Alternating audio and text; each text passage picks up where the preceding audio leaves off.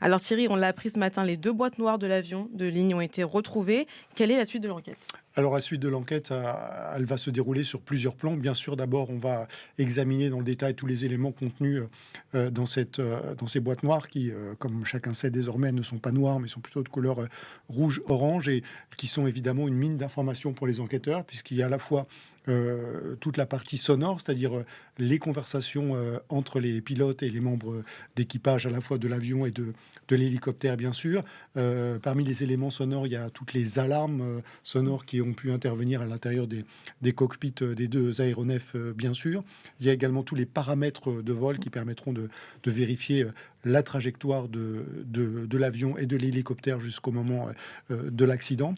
Et puis, il y a par ailleurs tous les témoignages qui pourront être recueillis, tous les éléments dont disposera évidemment aussi la navigation aérienne de l'aéroport de Reagan pour voir comment cet accident est intervenu et pourquoi on n'a Mmh. pas pu transmettre l'information aux deux pilotes qu'ils étaient sur une trajectoire de collision. Justement, j'allais y venir, hein, les contrôleurs aériens ont prévenu l'hélicoptère militaire Mm, qu'il se trouvait donc sur le trajectoire, un avion, de ligne avant la mm. collision. Qu'est-ce qui explique donc, qu'il n'y a pas eu de communication? Est-ce qu'on le sait? Est-ce qu'on Non, on ne le sait ouais. pas encore. Manifestement, les messages n'ont pas été entendus Mmh. ou compris. C'est le moins qu'on puisse dire. Ce qu'on sait, c'est que l'avion d'American Airlines était sur une trajectoire normale, Mmh. qu'il a, mais pas à la dernière seconde, un peu dévié sa trajectoire dans son approche finale pour aller se poser un peu de biais sur une piste qui est la piste 33, qui n'est pas la grande piste principale de l'aéroport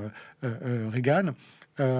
Et on a entendu déjà sur des enregistrements sonores qui ont été diffusés, effectivement des avertissements lancés par la Mmh. tour de contrôle Mmh. au pilote de l'hélicoptère pour lui demander Mmh. s'il avait vu l'avion et s'il se préparait à le contourner en passant derrière des messages dont on ne sait pas s'ils Mmh. ont été Mmh. Il y a pas de reçus retour. Mmh. et qui n'ont pas fait effectivement l'objet de réponses. Ce que l'on a appris depuis dans les médias américains et notamment dans le Washington Post aujourd'hui, c'est que manifestement les équipes de contrôle aérien de l'aéroport n'étaient pas au complet et qu'il est prévu en temps normal d'avoir un contrôleur Mmh. aérien qui est spécifiquement dédié à la navigation aérienne des hélicoptères militaires et que cette personne n'était manifestement Absente.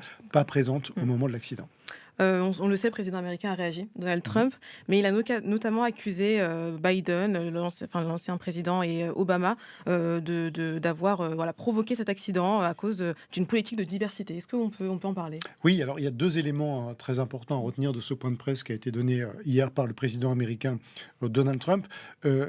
Première série d'éléments, il a donné sa version des Mmh. faits et il a très clairement attribué la responsabilité de l'accident au pilote d'hélicoptère. Il a expliqué que, de son point de vue, l'approche finale de cet avion d'American Airlines était parfaite, irréprochable et tout à fait conforme au protocole habituel. Et il a affirmé aussi que l'hélicoptère aurait dû voir cet avion et qu'il y avait notamment des signaux lumineux. Mmh. De ce point de vue, ce qu'on sait, c'est que il y avait donc 3 membres d'équipage à bord de cet hélicoptère, qu'il s'agissait donc d'un hélicoptère militaire, qu'ils étaient en train de procéder à une évaluation, comme dans toutes les armées et pour tous les pilotes. Il y a des examens Mmh. réguliers pour vérifier qu'ils sont toujours aptes à accomplir un certain nombre de vols et de Mmh. missions. Et là, en l'occurrence, c'était un examen annuel obligatoire pour ces 3 membres d'équipage de vol de nuit. C'était un équipage, a dit le ministre américain de la Défense, Pete Hegseth, assez Mmh. expérimenté, qui était équipé pardon, de ces lunettes de vision nocturne Mmh. pour ce vol de nuit. Donc, premier point dans la présentation de Donald Trump, selon lui, c'est la responsabilité de l'hélicoptère. Et de son point de vue à lui, il n'y a pas de doute, on verra évidemment si l'enquête confirme ou pas cette version des faits. Et puis la deuxième partie très politique, où là on a Mmh. retrouvé, j'allais dire, le Mmh. Donald Trump Mmh. qu'on connaît, Après voilà, l'émotion, voilà, on après a l'émotion, une sorte les propos. de diatribe Mmh. politique anti-Biden, anti-Obama, où il a expliqué voilà, à sa manière, c'est-à-dire assez peu subtile, on va dire, que du temps de Barack Obama, puis du temps de Joe Biden, on avait recruté, en gros n'importe qui, n'importe comment pour être contrôleur aérien, qu'en particulier au titre des mesures dites DEI aux États-Unis, c'est-à-dire de diversité, d'équité et d'inclusion, on avait une politique de recrutement qui permettait à des personnes sévèrement handicapées, à la fois physiquement et psychologiquement, d'être recrutées en tant que contrôleur aérien. Alors, quand on vérifie les faits, effectivement, cette politique a été mise en place du temps de Barack Obama. Deux, contrairement à ce qu'a affirmé Donald Trump, elle a été maintenue du temps de la présidence de Donald Trump. Il n'y a eu aucun changement et ces recrutements sont effectivement intervenus lorsqu'il était président sans que cette politique soit changée de quelque manière que ce soit. Et puis le troisième élément qu'on peut ajouter, c'est que à ce stade, évidemment, rien ne permet d'affirmer qu'il y a un rapport de cause à effet. C'est-à-dire que la personne qui était responsable du trafic aérien au moment de l'accident était effectivement le produit de ce recrutement de personnes issues de la diversité et que c'était quelqu'un qui aurait été incapable d'accomplir cette tâche. On verra si l'enquête va dans cette direction ou pas. Mais encore une fois, au moment où le président américain s'exprimait, rien ne permettait d'affirmer que c'était le cas d'une part, et d'autre part, la version des faits qu'il a présentée est clairement, factuellement erronée.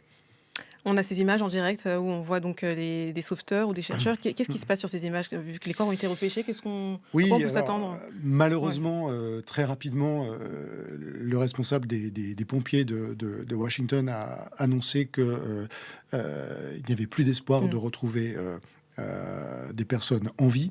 Là, on est évidemment maintenant 24 heures après cette annonce, plus de 24 heures après cette annonce.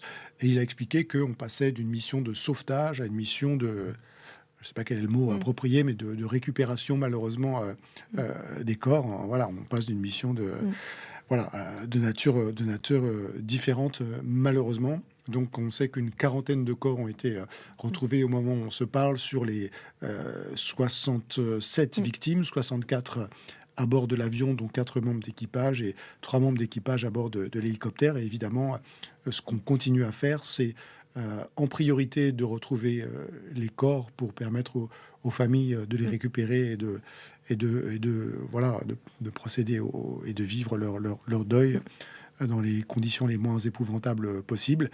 Et puis on va également aussi, bien entendu, récupérer les carcasses des 2 appareils. Et tout ça, l'examen va bien sûr continuer à permettre de continuer à préciser les éléments de l'accident et à établir le diagnostic sur ce qui ne s'est pas passé. Ce qu'on peut ajouter, Brigitte, c'est que on a appris aussi depuis ces dernières heures, et c'est important de le dire, que un accident du même type avait été évité de justesse hier. Un autre la semaine précédente, que des avions avaient dû dévier leur trajectoire d'atterrissage presque à la dernière seconde. Et aux États-Unis aussi, dans le même lieu Exactement, sur le même aéroport. Oui. D'accord. C'est sur le même aéroport dont on parle, parce que sa caractéristique, c'est d'être un aéroport où le trafic est extraordinairement dense. Il y a à peu près 800 vols par jour qui arrivent et qui décollent de Reagan National. Et on est par ailleurs donc tout à côté de Washington et en Virginie, où se trouvent plusieurs bases militaires. Et donc, ces vols d'hélicoptères militaires dans la région sont une occurrence quotidienne, ce qui complique singulièrement, évidemment, la tâche du contrôle aérien, sachant par ailleurs que on est, comme ça a été dit, tout près de Washington. Voilà, la capitale, elle est littéralement de l'autre côté de ce fleuve qu'on voit à l'image du Potomac. Il y a, comme vous l'imaginez, des restrictions draconiennes sur ce qui est permis de survoler ou pas. Et en l'occurrence, évidemment, il n'est pas question de survoler tous les lieux de pouvoir, la Maison-Blanche, le Capitole, etc.